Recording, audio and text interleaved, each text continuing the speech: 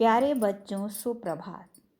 पिछली कक्षा में हमने उत्साह पाठ पर चर्चा की थी। आज हम उसके दूसरे भाग अट नहीं रही कविता पर चर्चा करेंगे।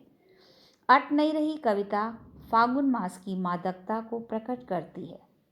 फागुन मास के सौंदर्य में डूबे कवि को सर्वत्र फागुन का उल्लास ही उल्लास दिखाई दे रहा है। अट नहीं रही है आभा फागुन की तन सट नहीं रही है। फागुन मास की मादकता इतनी है कि समा नहीं रही है, वह संपूर्ण प्रकृति में झलक रही है। फागुन की आभा तन में समा नहीं रही है, लोगों के चेहरों पर हर्ष बनकर झलक रही है। कहीं सांस लेते हो घर घर भर देते हो, उड़ने को नभ में तुम पर कर देते हो। आँख हटाता हूँ तो हट नहीं रही है।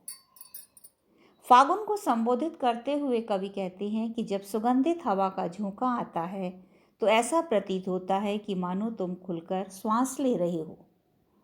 इतना ही नहीं, अपनी सुगंध में पंख लगाकर आकाश में उड़ रहे हो, जिससे आकाश भी सुगंधित हो उठा है।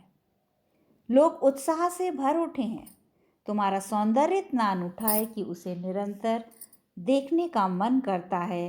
तुम्हारी सौंदर्य से नजर हट ही नहीं रही है। पत्तों से लदी डाल, कहीं हरी कहीं लाल, कहीं पड़ी है उर्मी मंद गंध पुष्पमाल। पट पट पाट पाट शोभा श्री पट नहीं रही है। वृक्षों की डालियां नए पत्तों से लद गई हैं, कहीं हरे पत्ते हैं तो कहीं लाल। वृक्षों के गले में पड़ी हुई मंद मंद सुगंध वाली पुष्पमालाएं हैं, अर्थात वृक्ष सुगंधित पुष्पों से लद गए हैं।